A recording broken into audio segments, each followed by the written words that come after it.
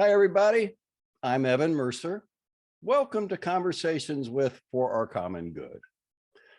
For Our Common Good is committed to amplifying the voices of and spreading awareness of community nonprofits. Advocacy for a wide range of issues is more important now than ever before. Today, I have the privilege of sitting down with Rebecca Holt, Executive Director and founder of Charlie's Heart Foundation, whose mission is to empower families to stay together when faced with difficult circumstances.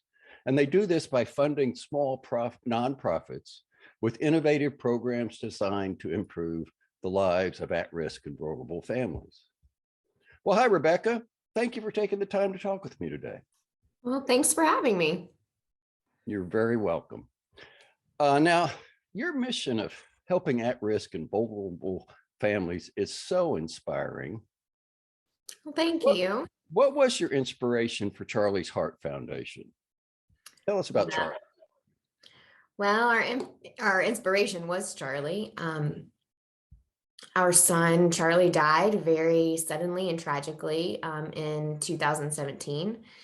And our community gathered around us and supported us. We actually had, when someone dies very unexpectedly, like our son did, people don't know what to do. So in fact, a college friend of mine set up a You Caring site and passed it around to some of our close friends, and they didn't know what to do, so they donated money. And at the end of the day, we thought, well, what are we going to do with this? At first, I said I was just going to give it to the Humane Society because Charlie loved animals, or maybe we would start a scholarship fund. Mm-hmm. Luckily, there were people around me that knew better than I did at the time. And so we sat with it for a while. And then over actually a glass of wine, my dear friend of mine said, "What do you really want to do?" And I said, "I really want to start a nonprofit. I really want to support other families." Mm-hmm. And she looked at me and she said, "I'm going to help you do it." And she did. Wow. She did. And thank goodness that we had people surrounding us and people that really cared about us to help us through that really acute time after our son died. But it really felt like this was Charlie living on. This whole foundation stemmed from when he died. What I asked the doctor was, "Can you please take any of his organs? Please donate whatever you can. Mm-hmm. But if you can take anything, please take his heart." He had the most beautiful heart. And so that's kind of what inspired Charlie's Heart Foundation, is his beautiful heart. That's how we came up with the name. And it's a little piece of him that's living on, is the foundation. Wow, that's an incredible story. Now, what is your vision and your mission for the Charlie's Heart Foundation, and how are you going to work to realize them? How are you working to realize them? Well, so our vision is to empower those families to stay together when faced with difficult life circumstances. And that's a pretty broad vision, right? That's and our mission currently is to work with small nonprofits. We realized very early on that there are so many great programs out there, so many good grassroots organizations that are doing things on a very personal level, that are running programs that are, on a shoestring budget. Mm-hmm. And they're so good because they're really digging in and getting their hands deep into the yucky mud, right? And they're doing that work. And we realized quickly, why would we reinvent the wheel? Let's support those organizations that are already doing it. Let's connect those organizations, to connect one organization to another organization, and maybe they can be stronger. Mm-hmm. Let's build those relationships, not just fund, but just really make sure that we're building those connections. Wow. And how did you go from that idea to the reality of the foundation on the ground? Well, it's definitely been a journey, and from trial and error, pretty much, Yeah. to be honest, by doing that work, by having those conversations, by realizing what our own strengths were really quickly, and by going and visiting lots of programs, lots of other nonprofits, and going, wow, this exists already. This, why would we create something that already exists? Why don't we support them? Yeah. Why don't, Hmm. so. Well, it seems like there's been a real evolution or maybe growth in Charlie's Heart from the time you started it in 2017 Mhm. to 2020 when you actually began making grants. What influenced you to begin making grants? Was it your original goal, or was it case of it being time to move your goalposts, natural evolution kind of thing? I'm going to be pretty frank. I'm not sure we knew we had an original goal in mind. I think Okay. if we're being honest, I think my original goal was to get into the nonprofit world and to do what I could to help, and knowing how our community surrounded us, we wanted to surround other communities. Originally, we began partnering with specifically two organizations in Ethiopia, one that supported the main city of Addis Ababa, and then one that supported the rural areas of Ethiopia.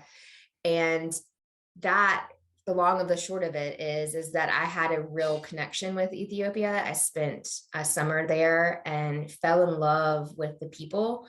Uh, This was many moons ago, before I had children, before I was married, and just found this grit in the people there, this grit and this vulnerability that they're just a beautiful people, right? And I kind of made I didn't kind of, I said, when I left and came back home after that amazing summer of volunteering and working in orphanages and sick clinics, and just having a really servant's heart, I said, I'm going to come back here in some way, somehow. I'm coming back here. And after Charlie died, things just kind of fell into my lap. We met some really amazing people. One of the organizations we met was A Glimmer of Hope, which works in rural Ethiopia, and their founders had a similar story, and that they really wanted to dig in. And I just loved their idea of really being present and being in the work, not above the work, right? I find that sometimes, executive directors, that sounds very like, uh, it just sounds like you're not really getting your hands dirty, right? And that's sounds really what kind I of wanted to do. corporate, maybe. Yeah. There you go. Sounds kind of, yes, correct. And so that's not how they are. And they have not only become mentors to me and our foundation, but we have really supported them. And so it's, again, that togetherness, that you're better together, right? Right. Well, that's incredible. You started out in Ethiopia, but now you're making grants. We T- are. Can you tell us a little bit about the grant making process? Sure. So we have a grant cycle annually, Mm. and it opens in the spring, and then we go through the LOI process, and then from there we kind of narrow that down and go into the application process. And then my favorite part of the process that we do is our interview process. An interview sounds so like, again, very corporate, right? But our interview, we like to look at it as a conversation. The goal of the interview is to really get a sense of what this organization is about. And I think you can really tell a lot by having a face-to-face conversation with someone. and to really find the heart in what they do. Um, and it's not always about the numbers for us. It's not all about how the budget looks on the spreadsheet for us. It's about funding meaningful programs that we feel is going to align with our mission. And also, again, relationships, feeling that we can connect to that organization, that hopefully this will be not just a one-year grant, that they'll continue to apply, or we actually have started a new grant program this year, a new pilot program. I can tell you a little bit more about that in a second. Okay. So I love that interview process though. So we go through the interview process, and then, we make decisions by the end of September is when we make the decisions. Okay. So you started out in Ethiopia, Mhm. and my understanding is that, like our organization, For Our Common Good, you support nonprofits in a variety of states: North Carolina, Yeah. South Carolina, Tennessee, Virginia, Georgia, West Virginia. Correct. And your 2021 recipients were in North Carolina, South Carolina, and Texas, right? Yep. North Carolina, South Carolina, Texas. Now, Mhm. for those organizations who aren't aware of Charlie's Heart, how could they find you and get involved with this grant making process? Well, we are on Grant Station, so you can look us up on Grant Station to find grants. So we try to publicize where we can, and we do a lot of word of mouth. We also find that the people that are in our own community, we want them to engage as well. The people that know our family, that know Charlie, that know our other children. We are constantly asking, hey, if you know an organization that you feel would make a good fit, please let them know. Please let them know. So I also think word of mouth really helps out for us as well. Well, that's great. Now, it's been 2 years with COVID, Hmm. and so many families and nonprofits are struggling, and especially the ones that families and turn to. And have you seen an uptick in grant applications since the COVID years, or maybe now that we're hopefully winding down from COVID? Fingers crossed, right? Right. Well, to be honest, our we actually, our inaugural true grant cycle started in 2020. Oh, all right. So We timed that perfectly, didn't we? we did or we didn't, I would say. It was definitely needed when we did start our grant program. So we don't have, we don't have a lot of information prior to, but we had, over 100 applications. Oh my gosh. Yeah, and last year we had for the 2021 cycle we had 133. So we'll see. We just opened our cycle. We just opened our cycle at the beginning of March. So we'll see how many applicants we have this time around. But I guess we started. When we needed to start it, right? Right. Now, you said you had over 100 applications for these grants. How many do you fund out of those? What's out of those massive amount of applications? So we don't have a hard and fast number Uh-huh. we fund.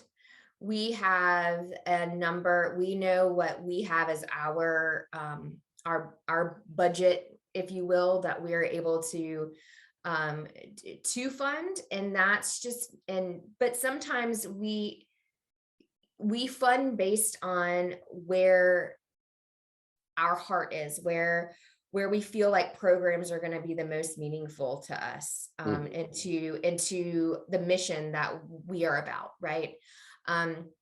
So this year we had 11 grantees. Wow. And our numbers range from $5,000 to $50,000. So it just kind of depends. What we fund is just really narrowing down where we feel like the most meaningful programs are. Well, that's great. So you are actually able to grant a good number of programs every year. Yes. Now, another thing, you mentioned it earlier, I think, a glimmer of hope. Yes. And then that, my understanding is that culminated into Charlie's watering hole. Uh, Mm-hmm. that's right, right? So Yeah. tell me a little bit about what is a glimmer of hope, and then what is Charlie's watering hole, and how did glimmering of hope turn into Charlie's watering hole? So, A Glimmer of Hope is an organization out of Austin, Texas. They've been around for more than 20 years. Mhm. And Philip and Donna Berber, they are the founders. She has been executive director many times, as well, intermittently. And then they work in rural Ethiopia. So they work outside of the big city of Addis. Mhm. And we had the opportunity to travel with them to Ethiopia a couple of times. And through our travels with them, seeing what they do is they really empower those families and those communities in rural Ethiopia. They really get the buy-in from them to go into the communities and say, instead of saying, this is what we think you need, Mhm. they ask the communities, what do you need? How can we improve, help you help yourself? It's all about that. It's that buy-in for them. Mhm. Um, which is really important. Nobody really wants a handout. Again, the idea of, you know, giving a man a fish instead of teaching a man to fish. It's teaching a man to fish, right? So when we went there, we really saw the need in just access to clean water. That's a huge, just those daily needs, food, water, shelter. Um, and that water piece is still extremely a high priority still, right? So we decided that we really wanted to fund a well. And yeah, so the well was constructed, and we were actually able to go back and see the well and see it in use and see the community that uses the well. Yeah. And it was pretty amazing to see what just access to clean water can do for health, for sanitation, just the quality of life. And it's right next to a school that was also constructed for the community. Um, it's in a central location, so it's going to be utilized for many, many years to come. Wow, that must be so satisfying to see that on the ground results of your hard work. Yes, it was definitely a very precious moment, right? It's another piece of our little boy living on, which is what we really hope for. Well, that's great. You know, there's two ways you raise funding, I think. Is that you use your online shop, and then you have something called Charlie's Carnival. Correct. And my understanding, it's been a couple of years, but you're bringing the carnival back. Mhm. Tell me a little bit about Charlie's Carnival, and what that day at the carnival looks like. So, yes, we do have a very small online store, and honestly, it just sells the best, really, really super soft t-shirts around. So, it's just my husband's a t-shirt guy, if you know anyone like that. But we love our t-shirts. Well, I'm going to And have to get then a t-shirt you myself. need to get a t-shirt. I do. Um, and but yes, Charlie's Carnival is a community event in the heart of downtown Matthews, which is about 5 minutes from where we live and where Charlie's community is. It's a carnival. It's a day where families can come out and you know jump on bounce houses. There are food trucks. There's space painting. There's rock climbing walls.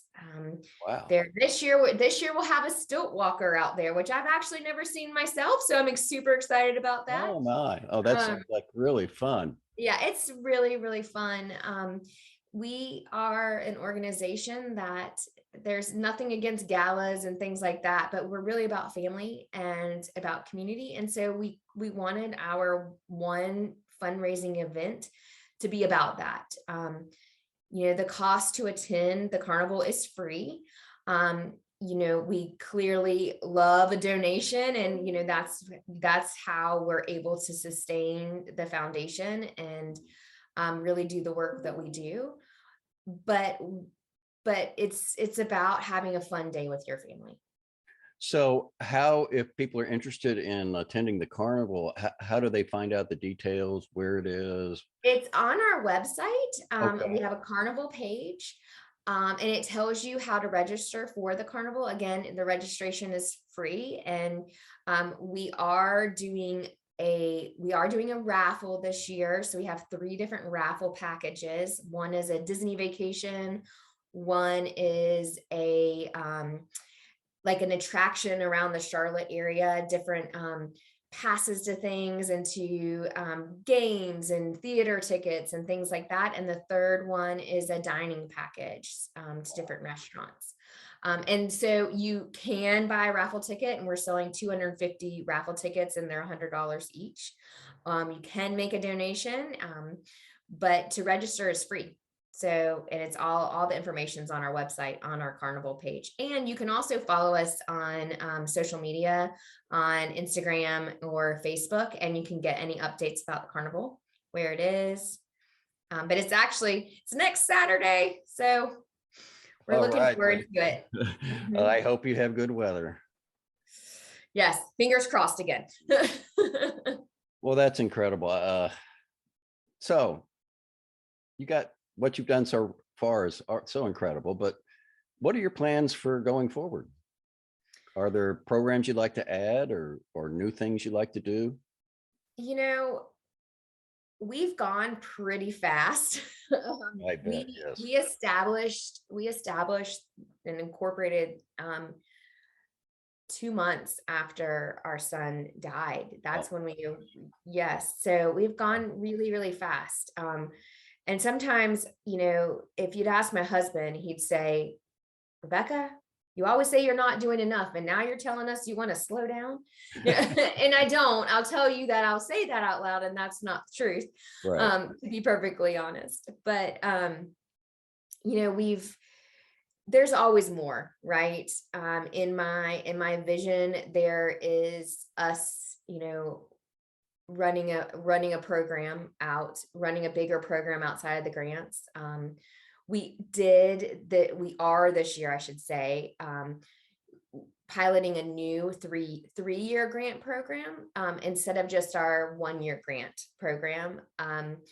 That's called our partner grant program, and it's based on having at least one successful annual grant cycle with us. And this is an invitation only program. We found that granting over a long period of time really is better for an organization, right? It takes a lot of time to write a grant. It takes a lot of time, and a lot of the programs and the nonprofits we support, they don't have grant writers, right? They don't have development directors. It's a lot of money and a lot of time.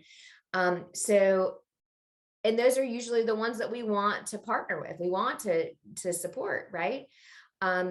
So we found that we've built relationships with certain grantees that have been the relationships where, hey, I can get a call from so-and-so. Oh yeah, let me call you back. We're having conversations more on a, weekly or monthly basis. And it's not just a transactional piece, it's a relationship.